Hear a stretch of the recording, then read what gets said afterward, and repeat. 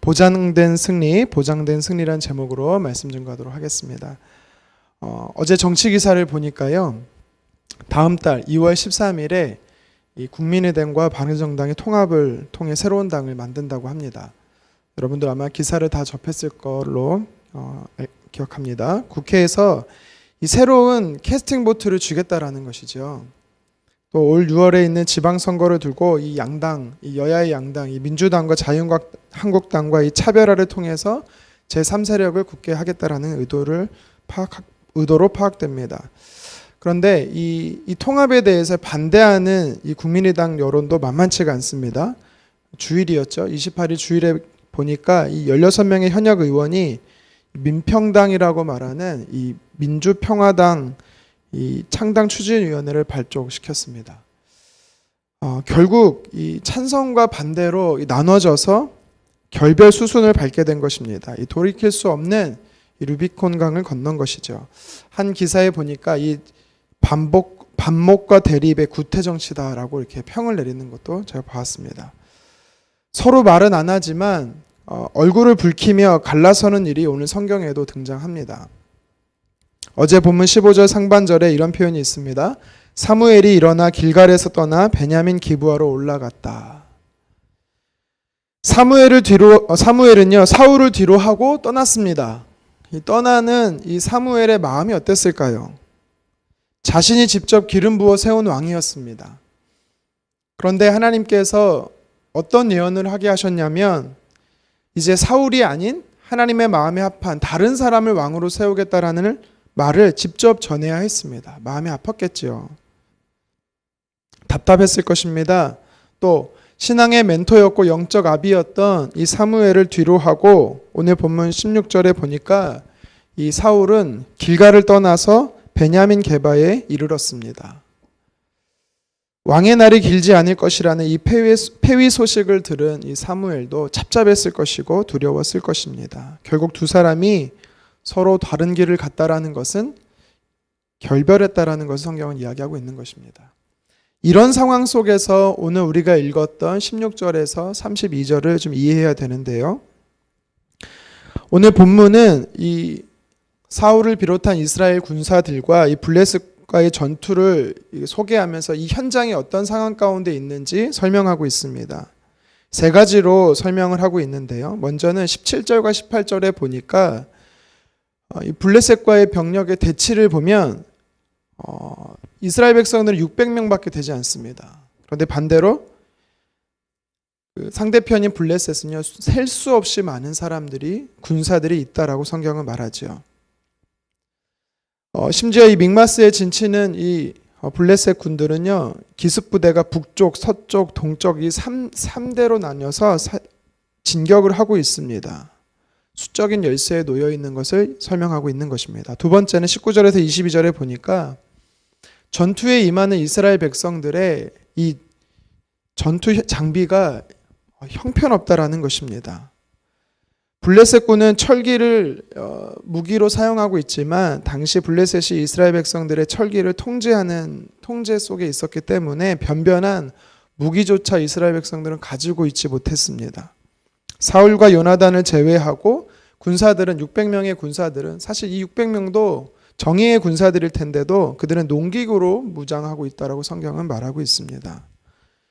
전투력에 있어서도 블레셋군은요 열세에 놓여 있었죠. 마지막으로 세 번째 보니까 23절은 블레셋의 본대가 이 믹마스 어귀에 이르렀다라고 말합니다. 이것은 전투에 유리한 고지에 블레셋이 점령하고 있었다라는 말입니다. 정리하면 사무엘은 떠났습니다.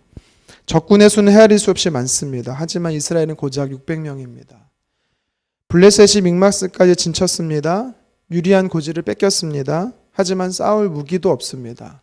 그 무기를 만들 철제 무기를 만들 철공도 없습니다.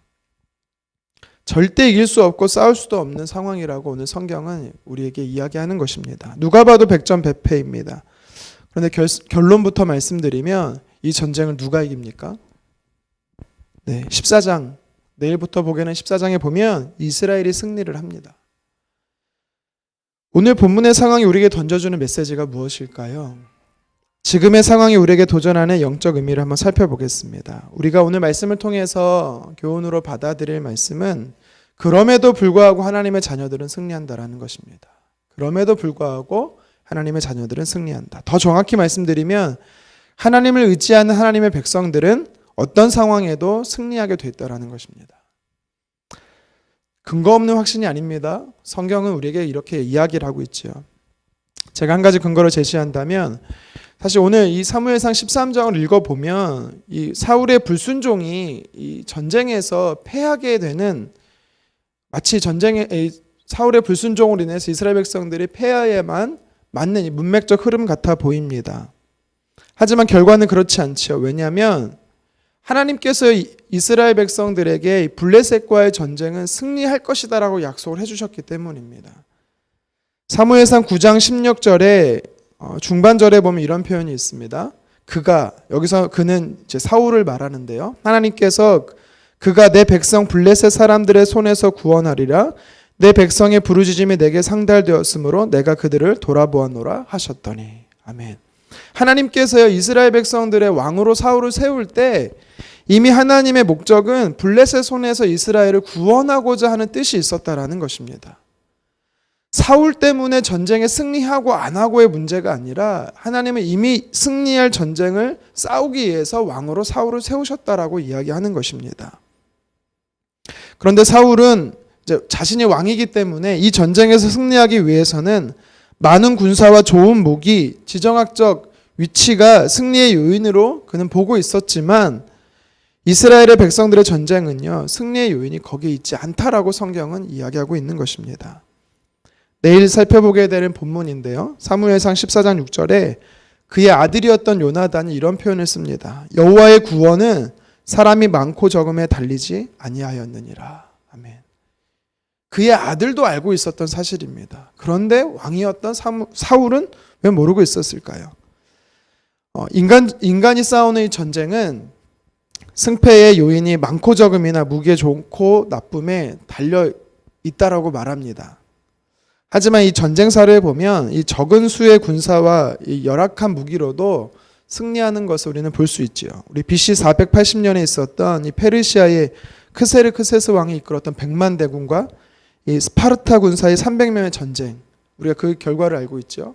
그리고 1597년 울두목이라고 불리는 명량에서 일본 330척의 배를 이순신의 단 12척으로 이겼던 전쟁을 우리는 기억하고 있습니다. 뿐만 아니라 성경의 역사도 전쟁의 승패는 사람의 무기에 달려있지 않다라고 증명합니다.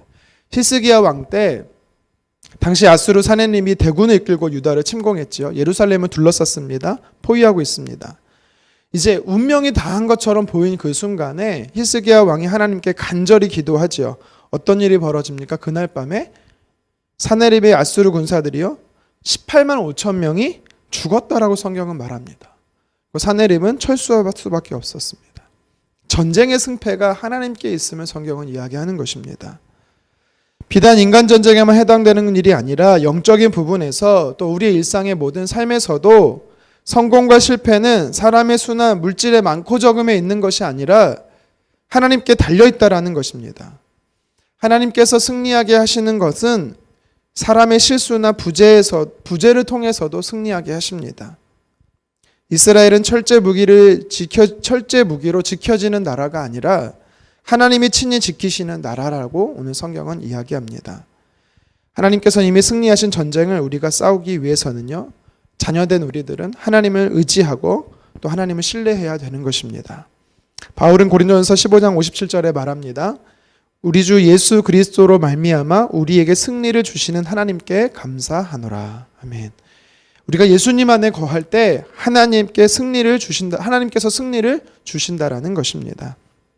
지금 내게 상대적으로 없고 부족하고 결핍됨으로 인해서 어려운 상황이 있습니까?